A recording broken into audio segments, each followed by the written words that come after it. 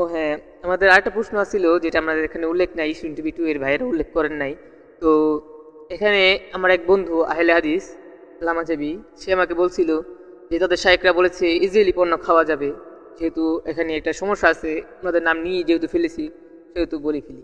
তো এই যে ইসরায়েলি পণ্য ওদের শায়েখরা বলছে এগুলা ব্যবহার করা যাবে, শুধু আমরা বলছি ব্যবহার করা ঠিক না আমাদের মুসলমান ভাইদের জন্য। তো এখন কুরবানির দিন কোকা কোলা খেলে কুরবানি হবে কিনা? আসলে কোকা কোলার সাথে কোরবানির সাথে তো কোনো সম্পর্ক নেই, কোরবানি তো অবশ্যই হবে। তবে অবশ্যই মানে ইসরায়েলি পণ্য, ইহুদিদের পণ্য, যারা আমাদের মুসলিম ভাইদেরকে গণহত্যা করছে, নির্বিচারে হত্যা করতেছে, অবশ্যই তাদের মানে সহযোগিতা করা, যে কোনোভাবে সহযোগিতা করা অবশ্যই গুনাহের কাজ হবে। আমরা যদি তাদের মানসিকভাবে সাপোর্ট করি, অবশ্যই আমি গুনাহগার হব।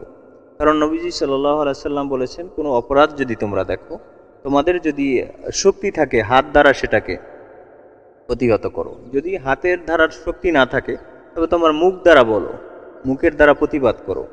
যদি মুখের দ্বারা প্রতিবাদ করার সেই শক্তিও না থাকে, তুমি মনে মনে ঘৃণা করো, তবে এটা জালিকা আজওয়াফুল ইমান। নবীজি বলেছেন এটা ইমানের একদম সর্বনিম্ন পর্যায়। এখন অবশ্যই আমাদের হাতে কি আছে? আমরা যাইয়া তো ইহুদির সাথে যুদ্ধ করার শক্তি আমাদের নাই। আমাদের মুখে বলার শক্তি আছে, আমরা মুখেও বলতেছি। আমরা মনে মনে ঘৃণা করতেছি, সেই শক্তি আমাদের আছে, মুখে যতটুকু সম্ভব আমরা বলতেছি। এরপরে তাদের এই পয়সা দ্বারা তারা অস্ত্র বানায়া সেই অস্ত্র মুসলমানদের বুকে তারা মারছে, বুলেট বানায়া মুসলমানদের বুকে মারছে। সুতরাং ইমানদার হিসাবে, একজন মুসলমান হিসাবে অবশ্যই অবশ্যই ইসরায়েলি পণ্যগুলো বয়কট করা আমাদের ইমানই দায়িত্ব। এটাকে যদি কেউ দায়িত্ব না মনে করে, অবশ্যই সে গুনাহগার হবে। আর কেউ যদি বলে যে এটা ব্যবহার করা যাবে, অবশ্যই সে ইহুদিদের দালাল ছাড়া অথবা সরাসরি ইহুদি ছাড়া আর কিছু হতে পারে। তো আমরা এই প্রশ্নটা যা উত্তর শুনলাম, আমার বন্ধু সে যদি ভিডিওটা দেখে তাহলে সে অবশ্যই বুঝতে পারবে যে তাদের শায়েখরা ইহুদিদের দালাল।